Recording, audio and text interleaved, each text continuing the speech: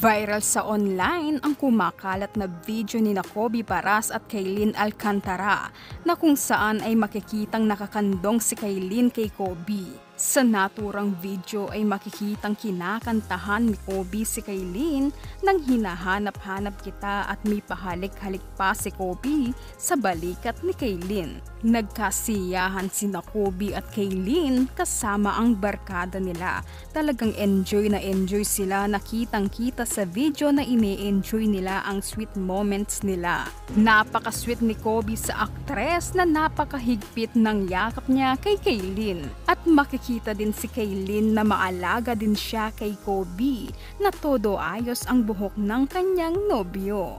Maraming kinilig na mga netizens na talagang makikita sa mga netizens na gustong-gusto ang relasyon ng dalawa.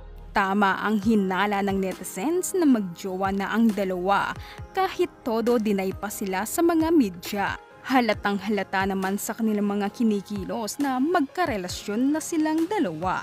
At na-meet na din ni Kailin ang ama ni Kobe na si Benji Paras, kumpirmado na mga ka-stars. Narito ang naturang video ni Kobe at Kailin na kumakalat sa lahat ng social media platforms na sweet sila sa isa't isa.